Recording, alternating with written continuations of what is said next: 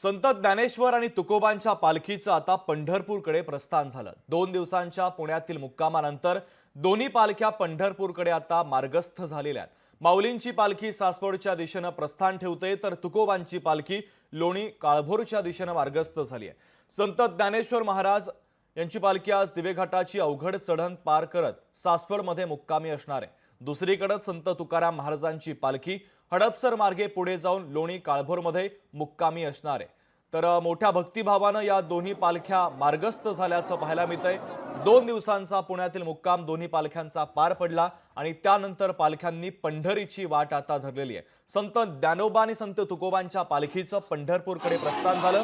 या दोन्ही पालख्यांची नयनरम्य आणि भक्तिमय दृश्य आपण पाहतोय। हजारो शेकडो वारकरी या पालखी सोहळ्यामध्ये सहभागी झाल्याचं पाहायला मिळतंय। टाळ मृदुंगाचा गजर करत, विठुनामाचा जयघोष करत भक्तीमध्ये न्हाऊन निघालेला हा सगळा वैष्णवांचा मेळा। तुकोबांच्या पालखीचं प्रस्थान झालं आणि माऊलींची पालखी आता पंढरपूरकडे रवाना झालेली आहे। 2 दिवस पुण्यामध्ये पालख्यांचा मुक्काम होता आणि त्यानंतर पुणेकरांनी पालख्यांना निरोप दिलेला आहे। पालख्या पंढरीच्या दिशेने मार्गस्थ झाल्या।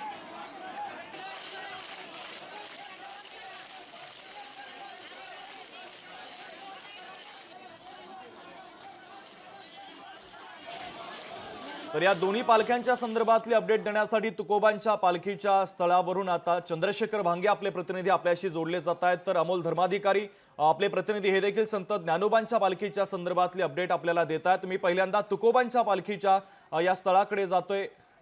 चंद्रशेखर भांगे आपले प्रतिनिधी त्या ठिकाणी उपस्थित आहेत। चंद्रशेखर, तुकोबांच्या पालखीचं पंढरीकडे आता प्रस्थान झालंय। 2 दिवसांचा पुणे मुक्काम झाला आणि त्यानंतर मोठ्या भक्तिभावाने पुणेकरांनी पालख्यांना निरोप दिला।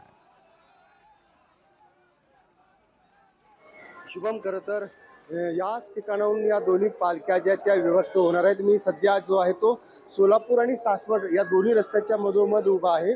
आपण बघू शकतो की या मार्गावरून जी आहे ती संत ज्ञानेश्वरांची पालखी जी आहे ती सासवडच्या दिशेने जाणार आहे।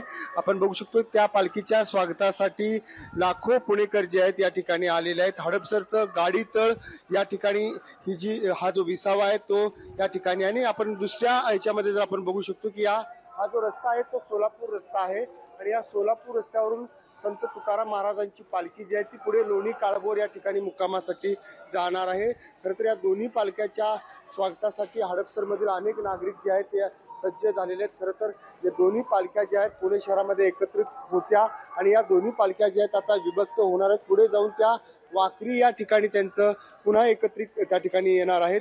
खरं तर आपण बघतो की या ठिकाणी पाऊस सुद्धा सुरू झालेला आहे आणि लाखो वारकरी जे आहेत त्या पावसात भिजण्याचा आनंद घेत आता पुढे मार्गस्थ होत आहेत। खरं तर 2 दिवसाचा पुण्यातील मुक्काम जो आहे तो मुक्काम झाला होता। काही वारकरी सुद्धा आपल्या समोर आहेत, आपण काही त्यांच्याशी बातचीत करण्याचा प्रयत्न करूयात। माऊली, कुठून आलात आणि आता तुमचा प्रवास कसा झाला? आम्ही वरुड्याहून आलो आहे, गालेगाव वरुडे, आणि आता तुकारामच्या पालखी बरोबर निघालो। एखादी भजन गवळण म्हणू शकता? हा, म्हणू चला दिला जाऊ ज्ञानेश्वर डोळा पाहू तिल संताचे भेटी पोचिल संताचे भेटी सांगू चुकाची गोष्टी सांगू चुका गोष्टी पोचिल संता। अगदी तुकाराम महाराज आणि संत माऊलींच्या जयघोषाचा त्यांचं जे पुढचा जो मार्ग आहे तो आता निघालेला आहे। अगदी चंद्रशेखर, मी आपले प्रतिनिधी अमोल धर्माधिकारी यांच्याकडे देखील जातोय। अमोल, संत ज्ञानोबांची पालखी आता पंढरीच्या दिशेने मार्गस्थ होते। मोठ्या भक्तिभावामध्ये शेकडो वारकरी या पालखी सोहळ्यामध्ये सहभागी झाल्याचं पाहायला मिळतंय। विठुनामाचा गजर केला जातोय।